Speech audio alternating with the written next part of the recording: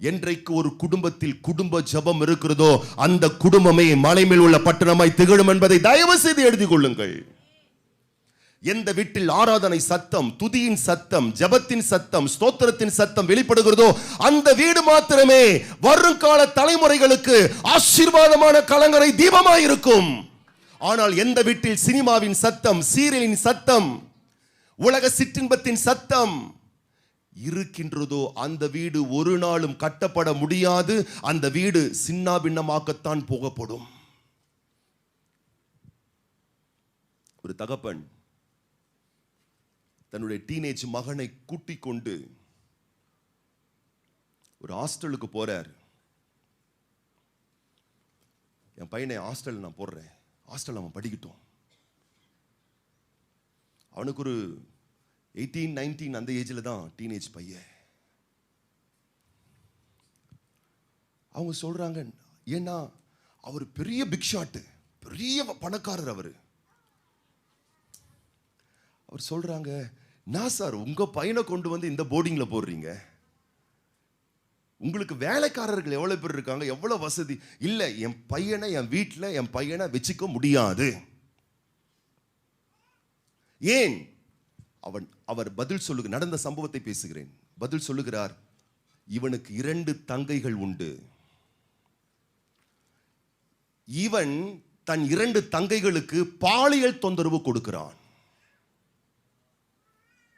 தங்கச்சிகளுக்கு அவன் என்ன கொடுக்கிறான்? பாலியல் தொந்தரவு கொடுக்கிறான். நான் ரொம்ப சில சொல்லக்கூடிய விஷயத்தை மட்டும் மைல்டா சொல்றேன். மிக அபாயங்கரமான விஷயங்கள் குடும்பங்களில் ஓடிக்கொண்டிருக்கிறது. தன் 2 தங்கைகளுக்கும் பாலியல் தொந்தரவு கொடுத்துக்கிட்டு இருக்கான். இவனை எங்க வீட்டில் வச்சிருக்க முடியாது, போர்டிங்ல சேர்த்தாச்சு.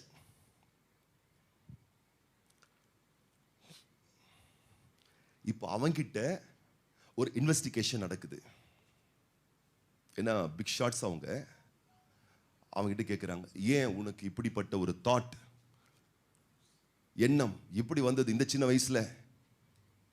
அவன் சொல்லுகிறான், என் தகப்பன் என் வீட்டில் யாருக்கும் தெரியாமல் சிடி போட்டு வீடியோ பிளேயர்ல ஆபாச படங்களை பார்ப்பார். என் தகப்பன் ஆபாச படங்களை பார்ப்பதை பார்த்து பார்த்து அவர் உபயோகப்படுத்தக்கூடிய சீடியை மறைத்து வைத்து விட்டு போவார் அல்லவா, அதை நான் கண்டுபிடித்து விட்டேன். என் தகப்பன் சென்ற பிறகு நான் அந்த சீடியை போட்டு பார்த்து பார்த்து ஆபாச காட்சிகளை பார்த்து பார்த்து அசிங்க காட்சிகளை பார்த்து பார்த்து என் மண்டைக்குள் அது ஏறி என்னை ஒவ்வொரு நாளும் காம இச்சைகள் என்னை அடிமைப்படுத்தி என் தங்கை என்றும் பாராமல் நான் அவர்களுக்கு பாலியல் தொந்தரவு கொடுத்துக்கிட்டு கொண்டிருக்கிறேன்.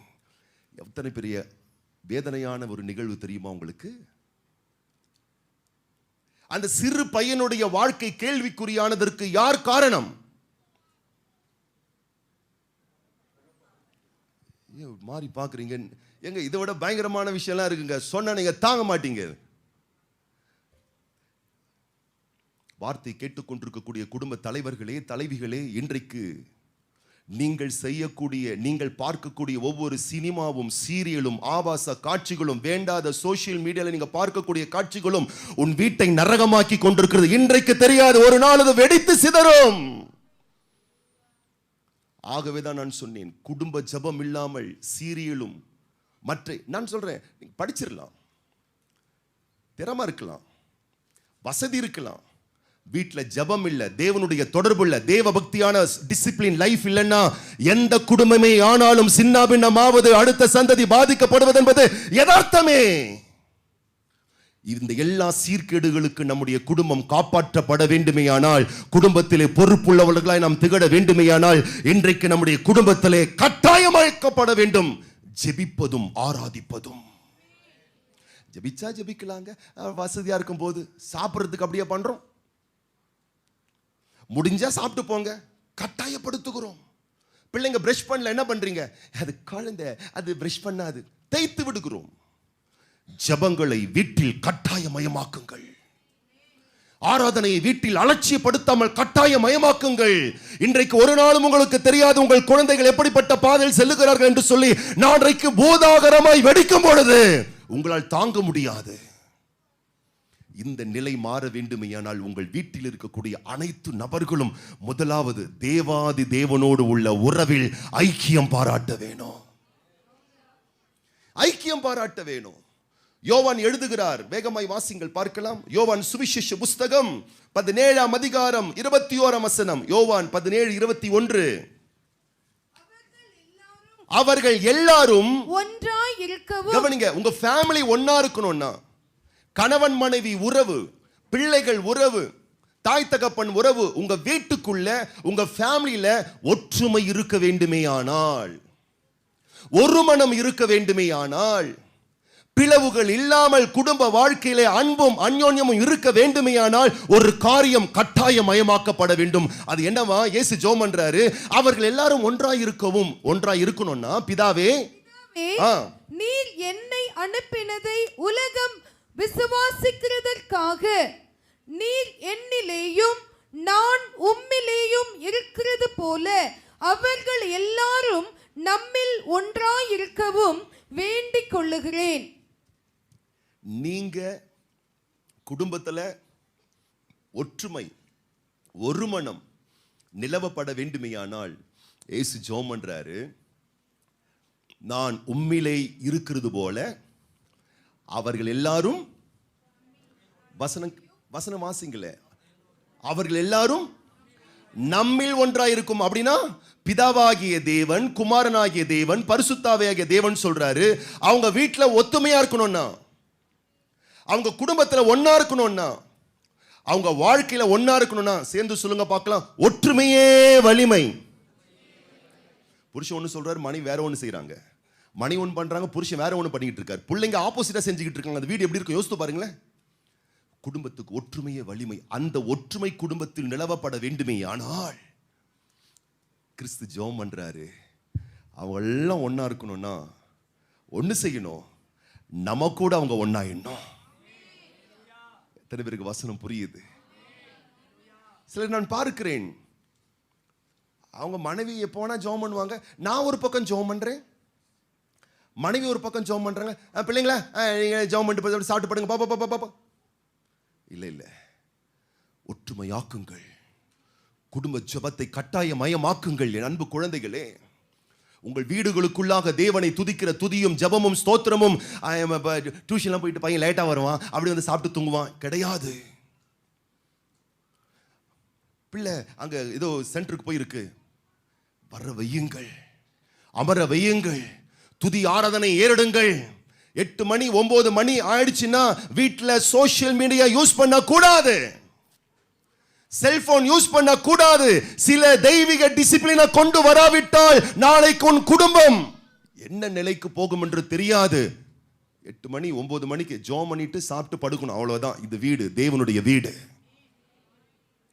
ஒண்ணு மதம் வீட்டு போனை நோண்டிட்டு இருக்கு, ஒண்ணு வீட்டுக்கு வெளியே போய் போனை நோண்டிக்கிட்டு இருக்கு.